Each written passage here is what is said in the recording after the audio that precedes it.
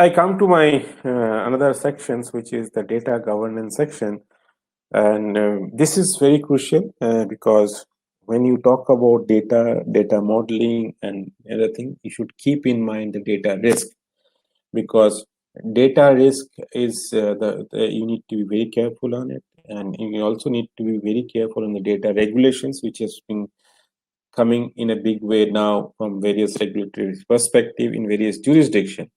Because as we say, the data is an economic asset. If it's an asset, it has to be protected, because obviously asset has got a value and somebody may steal that value from you, so you need to protect that. And that's why data governance becomes very important in our day-to-day operations. So basically, if you see, the data governance is an emerging discipline with the evolving definitions, because there are various regulations coming. If you see, some of the regulators are merging this data, and some are merging it with the outsource guidelines, how to outsource, because they are thinking the data will be in a cloud, and the cloud is getting merged to their outsource guidelines. But that's what I'm saying. Data governance is not very clearly defined other than in Europe, and some part in US. But it will come to our world very soon, because I believe, because most of the data lies in Asia and Africa, there's a big population there. So obviously data will be on a very high level. And obviously, if it's on a high level, then obviously the risk will be on the higher side, and hence data governance becomes very important subject to work on. So data governance is a quality control discipline for assessing, managing, using, improving, monitoring, and maintaining and protecting organizational information. So you need to work on such a way that this asset which you have should be protected, and it should not go out of your organization in a immoral way. So data governance refers to the overall management of the availability, usability, integrity, and security of the data employed in the enterprise. That's very important. Availability, who should get this data, what data should be available to everyone, is a part of the governance issue. It should not. It should also have a governing body or a council. Who should get this, how to use this, and the integrity of the data, and where the data has been taken from. Everything is also part of the governance, and security of the data is also a part of the governance. So data governance is very crucial, and we need to be working on that in a very big and very serious matter. Again, I go back to my culture slide. If your organization does not have a data culture, they will not believe in data governance. So we need to clear these things, data governance part, and everybody should be working on this data governance from whoever has, because each and every desk of your organization has some data, and that's why it is required that everybody should be part of the data governance structure in your organization. It's very crucial. So as you see, the data governance, this is a checklist we should have under the governance organization structure. You should have a decision-making authority, obviously, who can take the decisions about the data. You should have a standardized policies and procedure for data. I can give you an example. We were used, if you are an accountant and if you are a risk professional, you'll appreciate this example, because when you do a mark to model of any financial instrument, you have a data hierarchy for it, so that you will say that how much data, from where you are taking this input variable data, who has verified this, input variable data, what level of degree you are using, it's a first primary source, second primary source, and so on and so forth. So these are basically data hierarchy, and this data hierarchy should be taken into consideration in the data governance part, whether you are taking a third-party data or your own data. For example, I'll give you an example. This is a genuine example always comes in that whenever you're using any financial instrument where you are trying to develop a mark to model, you take the volatility rate, volatility data. What volatility data you're taking? Is it your own product volatility, or it is some market volatility? Whether it's a forecasted volatility or it's a past volatility. So all this becomes a data hierarchy questions, and it should be part of the data governance.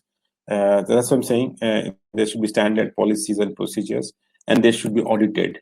And I'm telling you, very soon, or already some of the central banks are already started thinking on this data audit in a big way.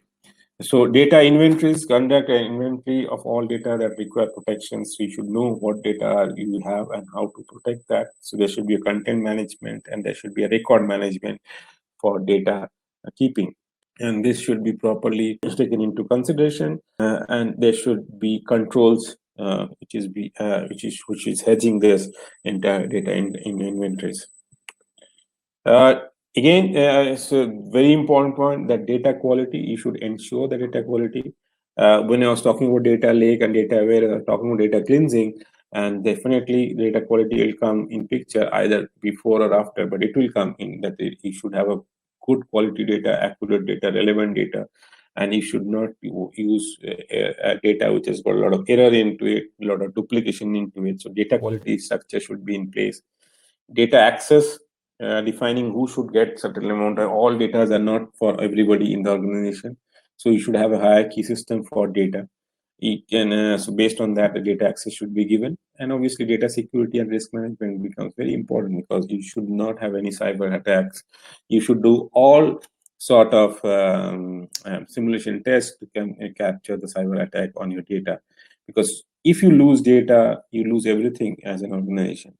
So your competitors get that data, you get a lot of risk management. I can give you an example which is there in the public domain. I don't mind sharing this example.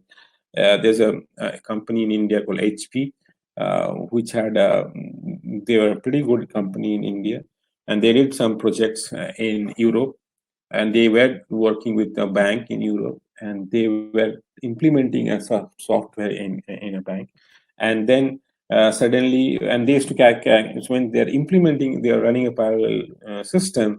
So the live data was there because they were doing the stress testings and everything of that bank, and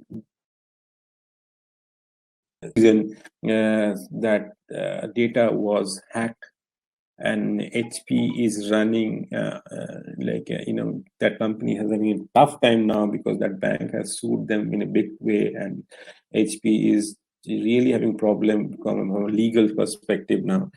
So that's what I'm saying, because they were doing excellent job and they were very good company. You'll be many people will be in this class itself will be knowing about HP, but they are really losing out now because of this legal problem. So basically, data governance should have two major pillars. One is data security and data privacy.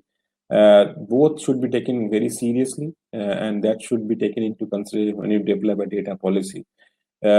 Don't this is a net, if you are not well versed with this, if you're an organization which is not well versed, you can outsource it, somebody can do it for you, but this is very important that you do that, that you have a data policy, inbuilt data security policy and data privacy policy.